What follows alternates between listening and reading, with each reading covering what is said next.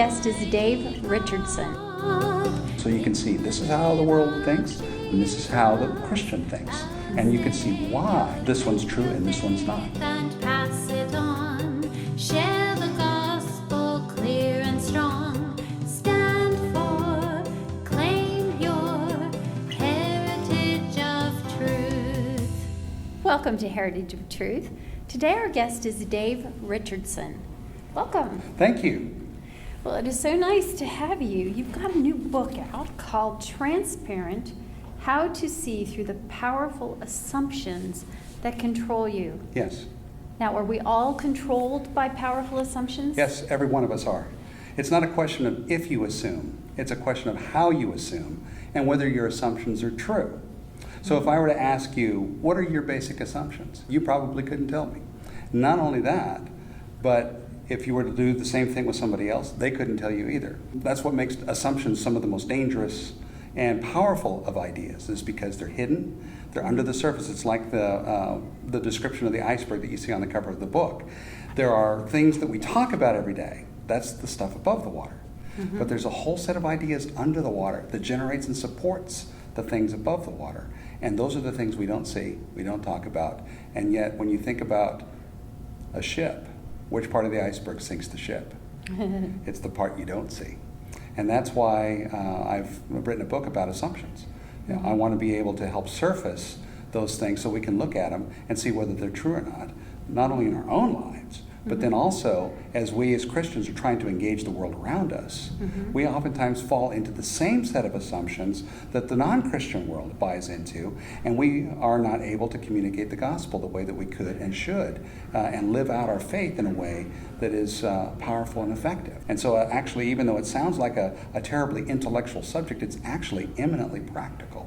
Mm-hmm. Can you give us some examples of assumptions that get in the way of sharing the gospel effectively? Oh, sure. Well, you know, what happens when, let's say, for instance, you're having a conversation about abortion or some socialist or gay marriage or something or other like that, and we come and we say, this is right, this is good, this is and this is bad, this is evil. The way that the world reacts to that is, well, that's true for you, but it's not true for me.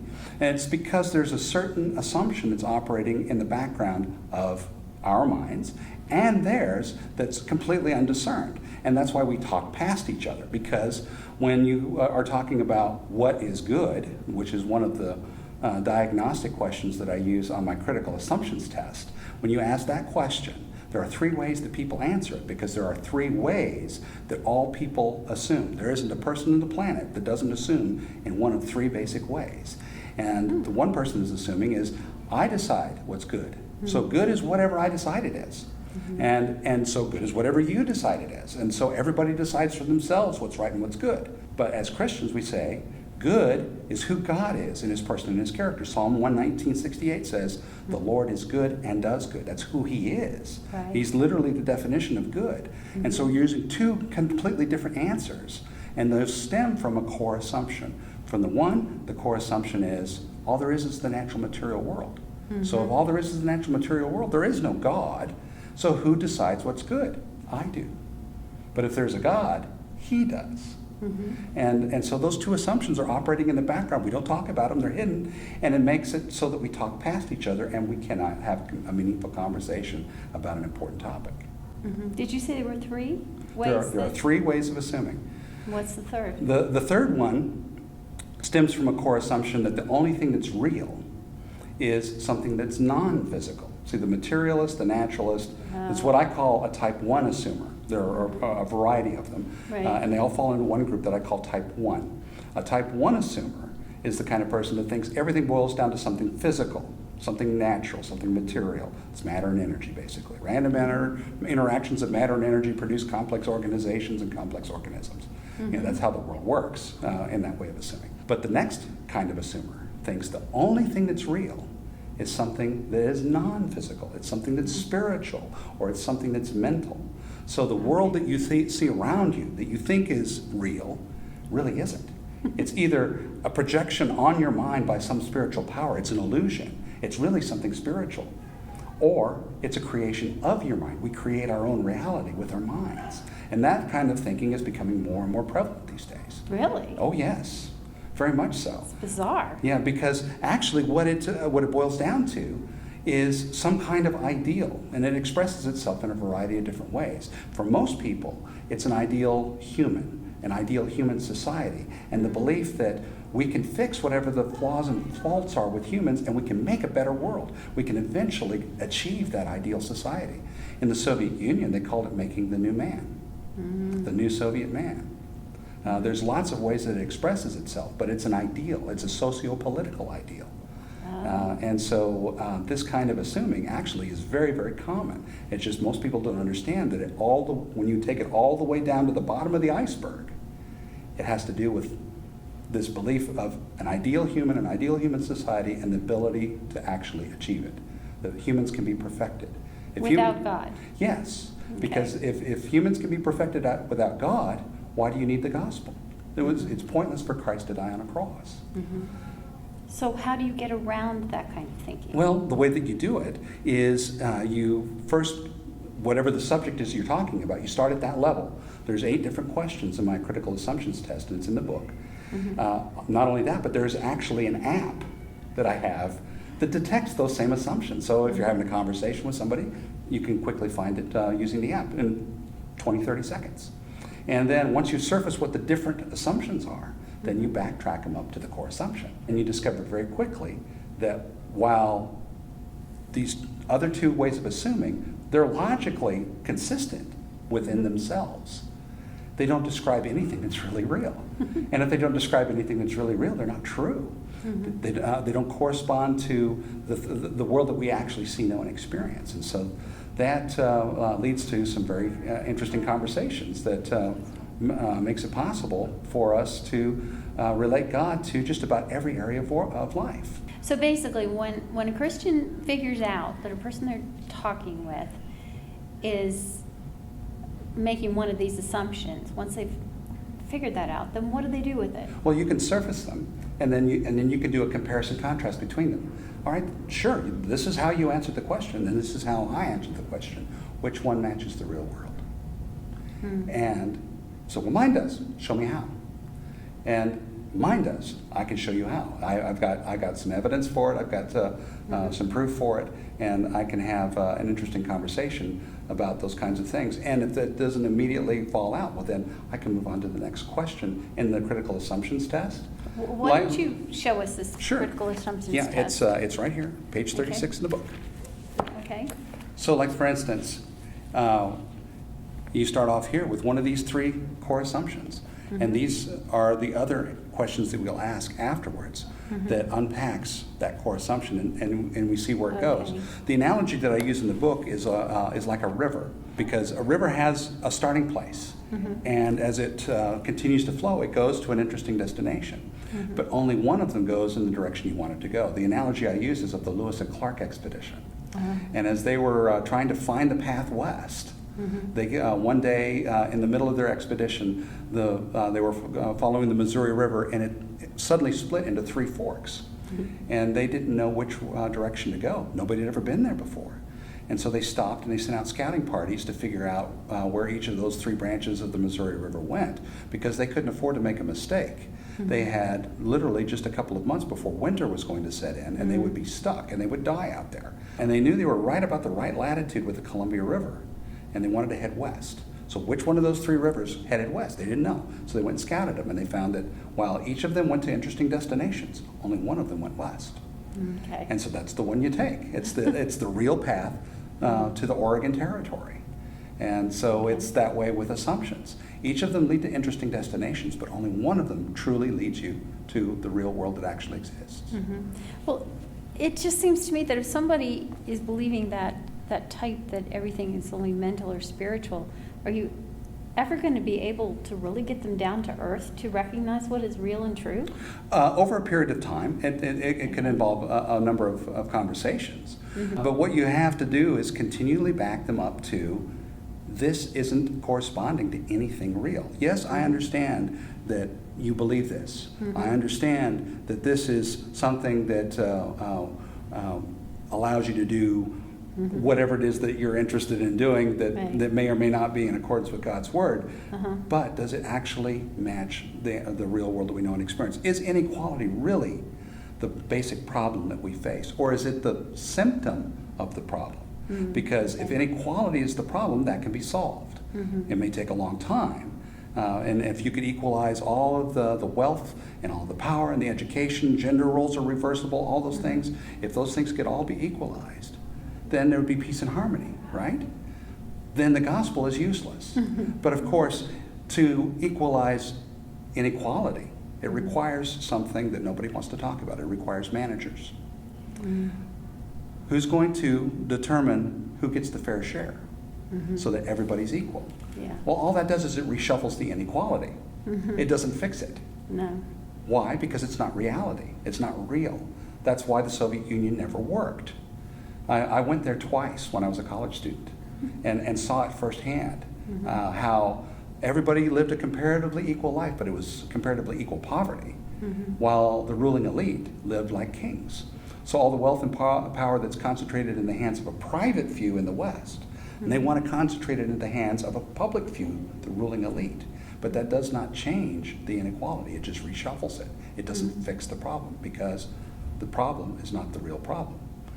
And so you have a conversation like that, and all of a sudden they start puzzling over, oh, yeah, you're right.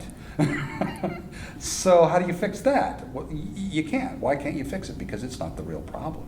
Why is it not the real problem? Because it's not the real world. But what if people really aren't good? Which is how type 3 people answer it. Even the best of us are not good. Ecclesiastes 7 says even the righteous are not continually good. So that's why we need to have accountability and checks and balances. That's not a bad thing. And that's why we need a Savior, because even the best of us are not good all the time. And so we can't fix ourselves. But type 2 people think they can fix themselves. So which is it? And so you can have some fascinating conversations about the really important things in life, and you get down to the bottom where they see their assumptions are actually pretty weak, and they don't match the real world that they actually live in. Have you actually put this into practice anywhere? Yes, I use it in college and university campuses. Okay. I use it with teachers. I do this with parents and students sometimes, which is kind of fun. I did a seminar in California about 6 months ago, and a mom came up to me afterwards, and she said, "This is really cool because I can have a meaningful conversation about the things that are important to my children, movies, YouTube videos, music, that kind of thing, because the same strategy, the same method, the same skill that's in the book works on those things." So as you're watching a TV show on Friday night with your kids, you can say, "I wonder what the assumptions are that are in the scene in that movie." And if you're not sure, you can pull out the app and even use it on the phone. And in 20 seconds, you can surface the underlying assumptions that were in the scene in the movie. And because there are 3 different ways that people assume, one of those ways of assuming always involves God. And so you can compare and contrast them, so you can see this is how the world thinks, and this is how a Christian thinks. And you can see why this one's true and this one's not. Because it matches the world that really exists and the other one doesn't. When you take it all the way back to the core assumption, or the bottom of the iceberg, like I use the analogy in the book. I've done this with college professors too. I mean, if you can believe it, I've done it with engineering professors, where they're saying, "Well, all I teach is calculus. I've got 17 weeks of calculus to teach students how to design an airframe so that it doesn't catastrophically fail and remain stable in flight," which is, of course, a good skill for an aerospace engineer to have. But a Christian professor telling me, "Well, all I teach is calculus. I could talk about God or not talk about God. I don't really see that it makes much difference." I said, "Okay, think about it for a minute. Those mathematical equations you're teaching your students, they describe real airplanes that move through real air, right?" "Yeah, so that's question number 1. And the thing that often comes up is where that world came from. That's question 2. You're talking a whole lot about how that world works. That's question number 3, and all the dynamics of how the air and the airframe interact with each other. That's what all the equations are all about. And you don't want that thing to catastrophically fail and crash? Why? You think humans are valuable? Why? Well, that's question number 5. What is a human being? And there's only one set of assumptions that shows that a human being is something valuable. Because if a rat dies in an airplane crash, nobody cries about it. But if a human being does, all of a sudden we get upset. Why would you think that? If all we are highly evolved animals, the same process that produced the rat is the same process that produced me. Why would I get upset about it? Yet we do. Why is that? Oh, and it's a good thing that that airplane not crash. Well, that's question number 7. All of a sudden he discovers in his calculus class there's 7 of those questions that apply to his calculus class. It's just they're all assumed and they're never talked about up front. So as much as you want to, bring them up and talk about them, and you can do it in any school. Wow. You say that the assumptions that we make, these 3 assumptions, are all inherently religious, even for atheists. Yes. So why don't you explain that? Sure. That's one that really gets atheists rankled with me. It's a lot of fun. I have great conversations. I have a lot of atheist friends, and they just can't get past this one, because what happens is all of us have one of 3 core assumptions, like I was talking about earlier, and each of those assumptions are the things that we think are self-evidently true without questioning, and probably with little or no proof. But what that core assumption is really what we think just is here. It's something that's self-existent, isn't dependent on anything else. It just is. For the type 1 guy, it's just the natural material world. That's all it is. And I can't explain where it came from. It just is. And each of the other ones are the same way. Well, isn't that interesting? You think it just is because of rational reasons? Oh no, you've made a faith commitment. Every person trusts by faith that this is true because they don't question it and they have very little proof for it. And so then you say, well, which one's true? Don't know. Let's unpack them and follow where they go. And so when you answer each of the 8 questions on my critical assumptions test, none of those are scientific questions. They're all religious questions, and everybody answers them. They just answer them differently. So when we describe ourselves as people of faith, say, well, he's a person of faith, and by inference, I'm not. Well, that's not true. Everybody's a person of faith, just people of different faiths. That's right. Well, where can people find out more about you online? Well, you can find out about the book at thetransparentbook.com, thetransparentbook.com. Okay. And then my website is daverichardson.org, and my ministry is called the Assumptions Institute, and that's theassumptionsinstitute.org. So all 3 of those are... And it's basically an apologetics ministry, Yes, but not highbrow. No, not highbrow. I can do highbrow. I have a degree from Oxford University, and I've worked with college professors for 20 years. I can go there. But I'm the son of a truck driver. I grew up in a single white trailer house. I just have this unusual ability to translate this kind of thing into language for everyday people. So this book, while it has plenty for intellectuals, is actually for everyday people. Okay. And it sounds like it'd be good for homeschools. Yes, very much so. I think homeschoolers would really enjoy I learning have these shown this things. to homeschoolers, and they love it.